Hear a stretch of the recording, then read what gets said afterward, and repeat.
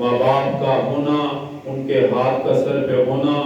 یہ اولاد کے لیے اللہ تعالیٰ کی بہت بڑی نعمت ہے۔ اور اس نعمت کا پتہ اس وقت چلتا ہے کہ جب ماں باپ قبروں میں سو چکے ہوتے ہیں، پھر پتہ چلتا ہے کہ ماں کی قدر کیا ہے، باپ کی قدر کیا ہے۔ اللہ تعالیٰ سب کو ماں باپ کی قدر کی توفیق نصیب فرمائے۔ قرآن حکیم میں اللہ تعالیٰ نے ماں باپ کا ذکر بارہا کیا ہے، اور اتنے خوبصورت انداز میں اللہ تعالیٰ نے ماں باپ کا ذکر فرمایا کہ وَقَضَىٰ رَبُّكَ أَلَّا تَعْبُدُوا إِلَّا إِيَّاهُ وَبِالْوَالِدَيْنِ إِحْسَانًا، کہ میرے بندوں اپنے ماں باپ کے ساتھ اچھا برتاؤ کرنا ہے، ان کے ساتھ حسن سلوک کرنا ہے۔ میرا آپ کا رب، ہمارا خالق ہمیں یہ فرما رہا ہے کہ میں یہ چاہتا ہوں کہ میری عبادت کے ساتھ ساتھ تم اپنے ماں باپ کا بھی خیال کرو، ان کی خدمت کرو، ان کی دعائیں لو۔ اما یبلغن عندک الکبر احدہما او کلاہما، فرمایا دونوں بوڑھے ہو جائیں یا ان میں سے کسی ایک کو بڑھاپے میں پالو۔ کتنی تفصیل اللہ بیان کر رہا ہے، اتنی کسی اور رشتے کی اللہ تفصیل نہیں بتاتا، اتنی تفصیل نہیں بیان کرتا جتنی تفصیل اللہ ماں باپ کے بارے میں بیان کرتا ہے کہ وَبِالْوَالِدَيْنِ إِحْسَانًا بھی فرمایا، پھر ان کے بڑھاپے کا ذکر بھی کیا کہ اگر وہ بوڑھے ہو گئے تو تیرے لیے خدمت کا موقع ہے، تو ان کی خدمت کر سکتا ہے، انہیں کھلا سکتا ہے، انہیں پلا سکتا ہے، ان کی خدمت کر ان کے بڑھاپے کو اپنی جنت پہنچنے کا سبب بنا۔ پھر فرمایا فَلَا تَقُل لَّهُمَا أُفٍّ، اس بات کا خیال کرنا کہ کبھی بھی اپنے بوڑھے ماں باپ کے سامنے اف بھی مت کرنا، یہ ان کو تکلیف دیتا ہے۔ اولاد کی بدتمیزی، اولاد کی بد اخلاقی، اولاد کی نافرمانیاں،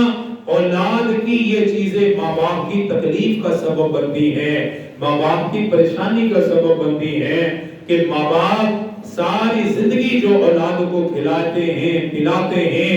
باپ اولاد کے لیے کما کما کے بوڑھا ہو جاتا ہے، لیکن جب اس باپ کی باری آتی ہے کہ اسے کھلایا جائے، اس کی خدمت کی جائے، اس کے بڑھاپے میں اس کے ساتھ رہا جائے، اس کے لیے کچھ اچھا کیا جائے، پھر اولاد جب اس کے سامنے بولتی ہے، اف کرتی ہے،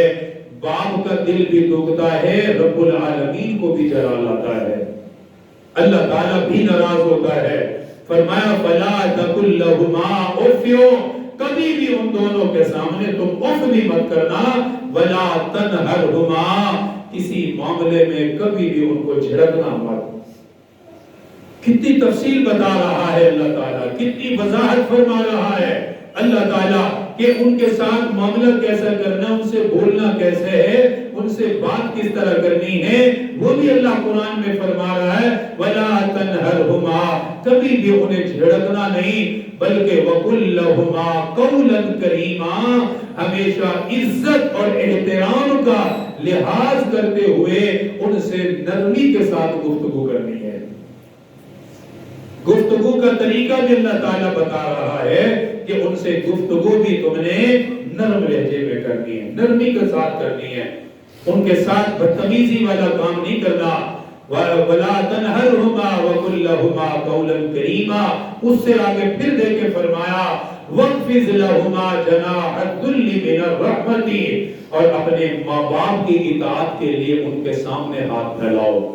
محبت کے بازو پھیلاؤ، محبت کے ہاتھ پھیلاؤ۔ دوست دوست سے ملتا ہے، کتنے جوش کے ساتھ سینے سے لگاتے ہو، ہاتھ دور سے دیکھ کے کھول لیتے ہو، ورنہ بوڑھے باپ کو دیکھ کر اس طرح ہاتھ کھولا کرو، اس کے سینے کے ساتھ لگا کرو۔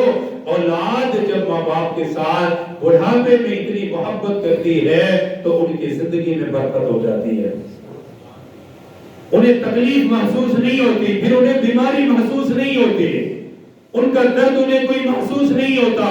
فرمایا وَاخْفِضْ لَهُمَا جَنَاحَ الذُّلِّ مِنَ الرَّحْمَةِ، اور محبت سے ہاتھ پھیلاؤ، اور وَقُلْ رَبِّ ارْحَمْهُمَا، دعا بھی بتائی ہے اللہ تعالیٰ نے کہ ان کے لیے دعا بھی کرنی ہے، بوڑھی ماں کے لیے باپ کے لیے دعا بھی کرنی ہے۔ یا اللہ کس طرح دعا کرنی ہے، اللہ پاک نے دعا بھی قرآن میں ذکر فرمائی، فرمائی یوں کہا کرو وَقُلْ رَبِّ ارْحَمْهُمَا كَمَا رَبَّيَانِي صَغِيرًا، اے میرے پروردگار جیسے میرے بچپن میں میری ماں اور میرے باپ نے مجھ سے محبت کا برتاؤ کیا ہے، بچپن میں جیسے وہ مجھ پر مہربانی کرتے رہے، یا اللہ اس طرح تو میرے ماں باپ پر اپنے خصوصی رحمت کو نازل فرما۔ دعا کے ساتھ اللہ نے بچپن کا ذکر فرمایا ہے، یوں کہا کرو وَقُلْ رَبِّ ارْحَمْهُمَا كَمَا رَبَّيَانِي صَغِيرًا، میرے رب جیسے میری ماں میرا باپ میرے بچپن میں مجھ پر رحم کرتا تھا، یا اللہ اس طرح تو میرے ماں باپ کے ساتھ رحم و کرم کا معاملہ فرما۔ دعا بتائی ہے کہ دعا کرنی ہے، ان کے لیے مانگنا ہے تم نے، اس طرح ان کے لیے دعائیں خیر کرتے رہنی ہے تم لوگوں نے۔ نماز کتنی بڑی عبادت ہے، ہم نماز پڑھتے ہیں، سب سے پہلے